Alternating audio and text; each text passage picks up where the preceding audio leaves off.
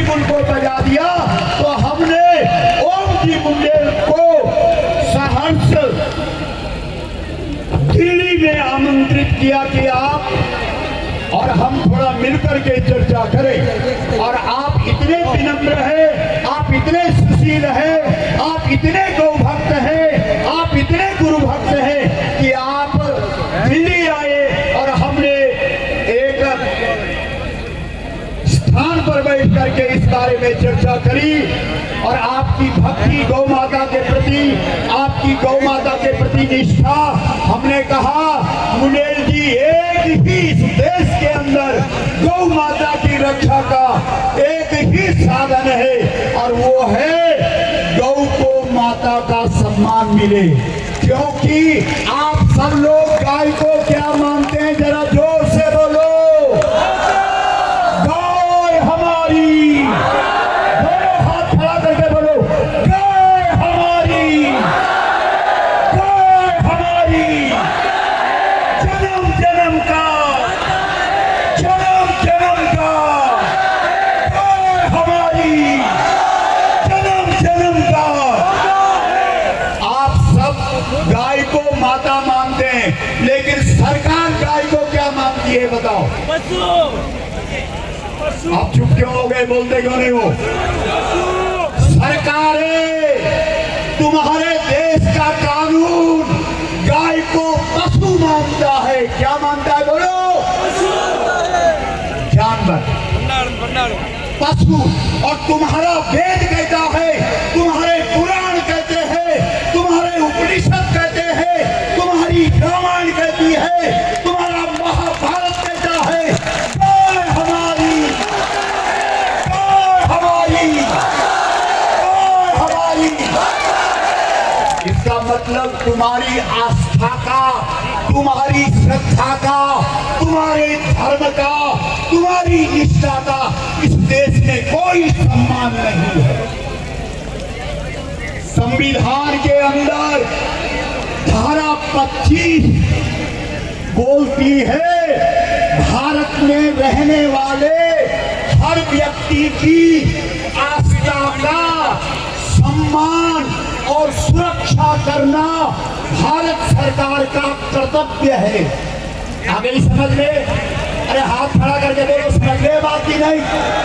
इस देश के अंदर जितने धर्म है, जितने पंथ है, जितने संप्रदाय है, सबकी आस्था का सम्मान है। लेकिन जो इस देश की मूल संस्कृति है, सनातन धर्म है, उसका पूरा संबंध गाय से है। बोलो है कि नहीं है? आप सारे सनातनी यहाँ विराजमान हैं। आपके यहाँ 14 सत्कर्म होते हैं। वो 14 सत्कर्म कौन कौन है हम बताते हैं आपको। आप गिनती करो, हम नाम कहेंगे। पूजा, आप बोलो एक। पाठ, जप, तप, यज्ञ, दान, तीर्थ, व्रत, श्राद्ध, पिंड, तर्पण, कथा, कीर्तन, योग। ये 14 सत्कर्म है जो सनातनी करते हैं। बोलो करते हैं कि नहीं? हाथ उठा के बोलो। कोई माई का लाभ एक भी सत्कर्म बिना गाय के करके दिखा दे। ये चैलेंज है, क्योंकि तुम्हारे यहाँ जो ये 14 सत्कर्म है ये बिना गाय के हो ही नहीं सकते। मतलब ही नहीं। हम लोग पंजाब में गौ कथा बोल रहे थे, एक भाई खड़ा हो गया, हाथ में आ रखा हूं ना थोड़ा सामने, कहने लगा महाराज जी, हेलो, हाँ भाई साहब, जब बिना गाय के हो सकता है। वो कथा में बैठा था, खड़ा हो गया, बोलने लगा जब करने के लिए गाय की क्या जरूरत है? हमने कहा जरूरत है, मान जाओ। बोला नहीं, मैं नहीं मानता। तो हमने कहा आप जब कैसे कर रहे हैं? बात कर रहे हैं। उसने अपना हाथ आगे बढ़ाया, उसके हाथ पर एक वस्त्र था, एक कपड़ा था। हमने कहा भाई साहब ये कपड़ा क्या है, इसका नाम क्या है? उसे बोलना पड़ा ये गौमुखी है। क्या है? जोर से बोलो। उस कपड़े का नाम है गौमुखी। तो हमने उसको कहा कि इस कपड़े को घोड़ा मुखी बोल, गौमुखी मत बोल, क्योंकि इस देश की संस्कृति कहती है, तेरा धर्म कहता है कि तेरे जीवन का जप का आरंभ तब होगा, सबसे पहले तुझे गौमुखी बनना पड़ेगा। जब तक व्यक्ति गौमुखी नहीं होता है तब तक उसके जीवन में जप का आरंभ भी नहीं होता है। बोलो सही है कि नहीं है? जप करने के लिए कौन सा मुखी बनना पड़ेगा? जरा जोर से बोलो। मां, हाथ खड़ा करके बोलो, दोनों हाथ हिला के बोलो। जिस दिन पैदा हुए उस दिन क्या बोला था भूल गए सारे। यहाँ ये कार्यक्रम में बिश्नोई समाज की प्रमुखता है और बिश्नोई समाज के मुख्यतया जो गुरु हैं जम्बेश्वरियों के, हमने राजस्थान में बहुत सारी गौ कथाएं बोली हैं और बिश्नोई समाज आयोजक रहा और हमने गौ कथा बोली है। प्रमुख बात जो कही है वो गौ रक्षा की कही है। बोलो कही कि नहीं? और राजस्थान के जितने भी लोक देवता हैं वो सब देवता कैसे बने? जब उन्होंने गाय के लिए काम किया। बोलो बने कि नहीं? इसलिए मेरे भाई बहनों, जब तुम गाय के नाम से अपने घर से आपने एक भी कदम गौ माता की ओर रखा, उसी समय आपको देवत्व का सर्टिफिकेट, देवत्व का प्रमाण पत्र मिल गया। जो व्यक्ति गाय की ओर एक भी कदम रखता है, गौ माता उसे देवत्व का प्रमाण पत्र दे देती है। बोलो गौ माता की। जरा हाथ खड़ा करके बोलो मां। इसलिए तुम्हारे 14 के 14 संकर्म। एक भाई कहने लगा महाराज जी हम तो पाठ करते हैं, हमको गाय की जरूरत क्या है? हमने कहा मान जा, बिना गाय के तो पाठ भी नहीं कर सकता। बोलो नहीं हम नहीं मानते, प्रमाण दो, सिद्ध करो, बिना गाय का पाठ नहीं किया जा सकता। हमने उसको कहा हमारे यहाँ सबसे बड़ा ग्रंथ है वेद। बोलो है कि नहीं? और सबसे छोटी पुस्तिका का नाम है हनुमान चालीसा। बोलो है कि नहीं?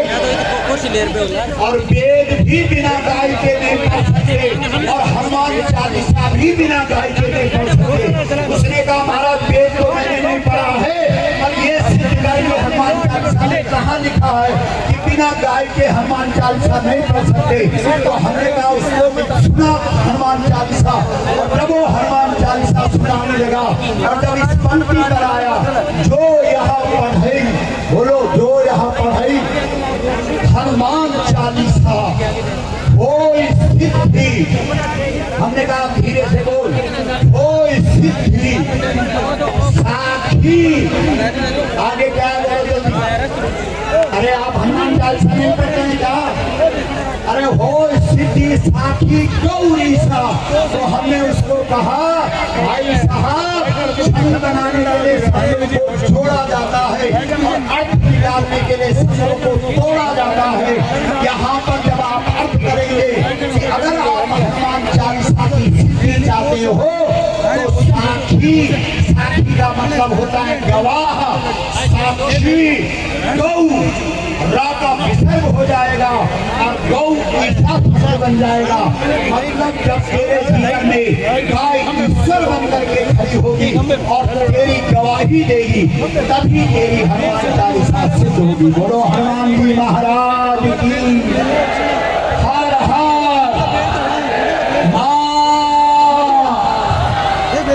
जिस दिन पैदा हुए मुख से ही ये शब्द निकला। कौन सा शब्द निकला? बोलो।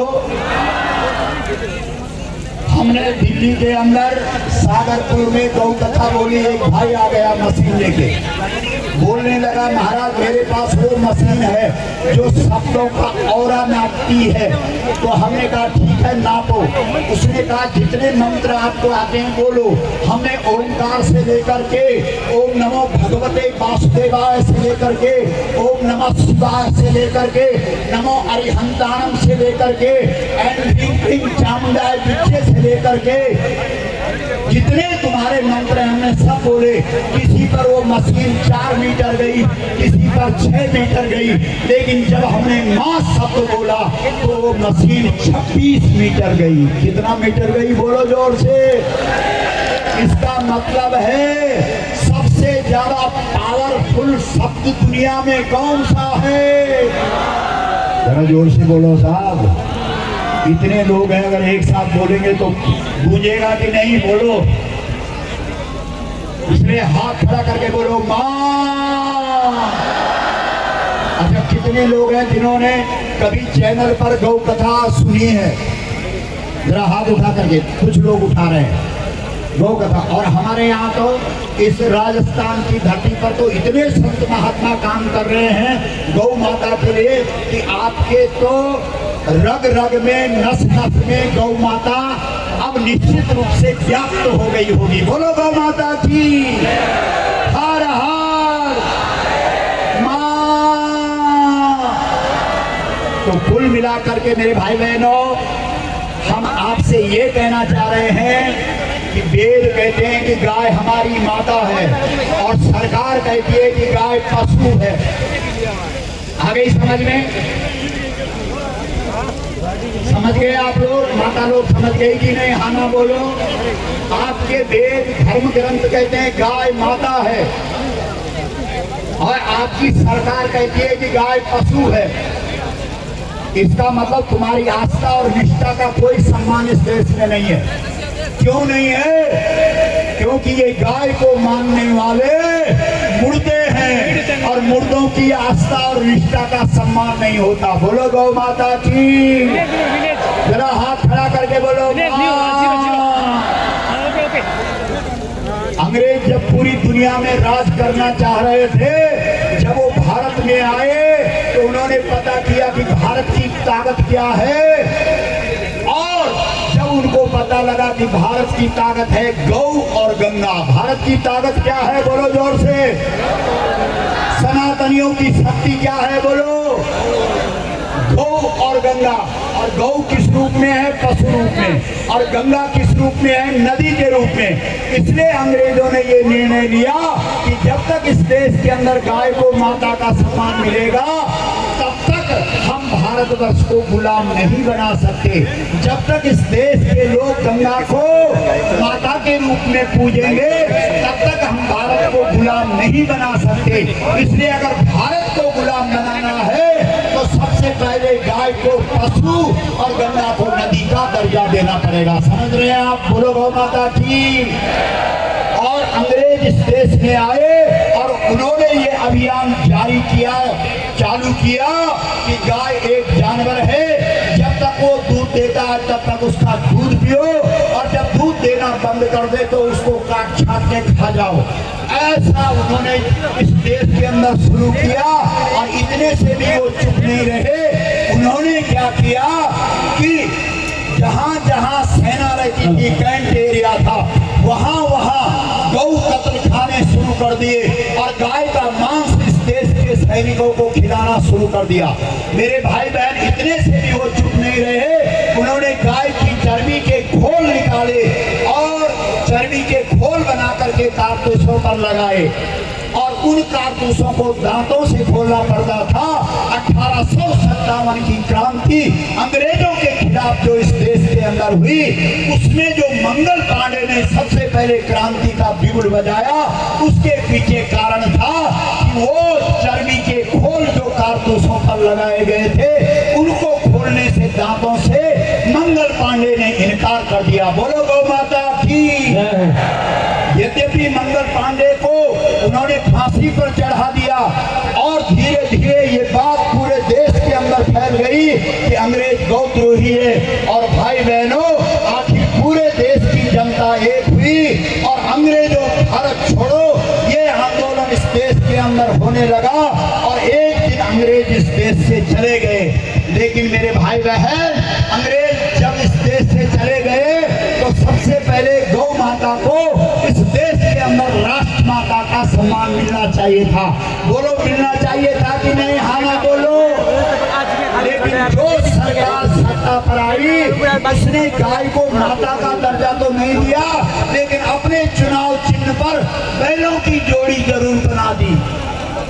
लोगों की आंख पर धूल झोंकने के लिए बैलों की जोड़ी चुनाव चिन्ह बनाई। इस देश का राजा गद्दी पर बैठते ही धृतराष्ट्र बन जाता है और प्रजा गांधारी बन जाती है। और गांधारी का स्वभाव है कि वो अपनी आंख पर पट्टी बांध देती है। और जब राजा धृतराष्ट्र बन जाता है, जब प्रजा गांधारी बन जाती है, तब जो उनकी संतानें पैदा होती है वो दुर्योधन ही होती है। बोलो गौ माता की। मेरे भाई बहन, गौ माता का कोई काम नहीं हुआ, सरकारें चलती रही। पहले बैलों की जोड़ी चुनाव चिन्ह बना करके लोगों की आस्था को भुनाया जाने लगा। बाद में गाय और बछड़ा चुनाव चिन्ह बना करके इस देश के लोगों की आस्था के साथ खिलवाड़ किया जाने लगा। लेकिन बाद में एक दल सुप्रीम कोर्ट में गया और उसने कहा गाय बछड़ा हमारी आस्था का सवाल है, और सुप्रीम कोर्ट ने गाय और बछड़े पर बैन लगा दिया। क्योंकि इस देश के करोड़ों करोड़ों बहुसंख्यक समुदाय गाय और बछड़े को आस्था की दृष्टि से देखता है, इसलिए अब ये किसी का चुनाव चिन्ह नहीं रहेगा। और ऐसा संयोग बना कि उसी दल की इस देश में सरकार बन गई। तो बोलो, उस दल को सबसे पहले गाय को आस्था की दृष्टि से देख करके माता का सम्मान मिलना चाहिए था कि नहीं? आना बोलो, हाथ खड़ा करके बोलो। लेकिन मेरे भाई बहन, आज तक इस देश के अंदर गौ माता को माता का सम्मान नहीं मिला। और जब तक गाय को माता का सम्मान नहीं मिला, तब तक आप कितने आंदोलन कर लो, कितने वो हल्ला कर दो, तब तक गाय का काम होने वाला नहीं है। इसलिए पहला काम इस देश के अंदर गौ माता को राष्ट्र माता का सम्मान मिलना चाहिए। बोलो, सही है कि गलत है? और भाई बहन, ये जो शंखनाद है ये गंगोत्री के गौमुख से हो गया है। 2008 में इस आंदोलन की शुरुआत हुई और दिल्ली के रामलीला मैदान में 23 फरवरी 2014, 28 फरवरी 2016, 18 फरवरी 2018 इस देश के हर एक प्रांत की राजधानी में, इस देश के हर जिले में जा करके गौ माता को राष्ट्र माता का सम्मान दो, ये आंदोलन चलाया गया। और अब की बार 7 नवंबर 2021 को इसको महान जन आंदोलन बना करके हर व्यक्ति को, जन जन को इस आंदोलन से जोड़ना पड़ेगा, तभी काम बनेगा। बोलो, ठीक है कि गलत है? तो आप चाहते हैं कि गाय को इस देश में माता का सम्मान मिले? जो लोग चाहते हैं कि गाय को माता का सम्मान मिले वो हाथ खड़ा करो, तो संकल्प करो। जब गौ माता का राष्ट्र माता के सम्मान की बात आवे तो आप बाहर निकलेंगे, और वो मौका आपको 7 नवंबर को मिल रहा है। इसलिए हाथ खड़ा करके संकल्प करो, उठाओ, अपने अगल बगल देखो जो हाथ में उठाया, मारो उसको धक्का, क्योंकि कुछ लोग बिना धक्के के हाथ भी नहीं उठाते। तो मेरे भाई बहन, हाथ उठा करके संकल्प करो, हम सब गौ माता को साक्षी रखकर संकल्प करते हैं, गौ माता को राष्ट्र माता का सम्मान दिलाने के लिए 7 नवंबर 2021 को मुनेल जी के साथ राजधानी दिल्ली, भारत की राजधानी दिल्ली को कूच करेंगे और इस देश में गौ माता को राष्ट्र माता का सम्मान दिलाएंगे। बोलो, सही है कि गलत है? और राजस्थान में तो प्रतिनिधित्व हमारे मुनेल साहब कर रहे हैं, पूरे देश के अंदर हलचल है और करोड़ों करोड़ों लोग 7 नवंबर को दिल्ली को जाम करेंगे। अवसर है, अगर गौ माता की कृपा हो गई तो कोई चूकेगा नहीं। बहुत बहुत धन्यवाद, आपने ये समय दिया। हम भी, आप बार बार पर्ची दे रहे हैं, लेकिन हम भी गंगोत्री से आए हैं, और गंगोत्री तुम जाओ तो 1 महीना लगेगा, तब गंगोत्री पहुंचोगे। बोलो गौ माता की हर हर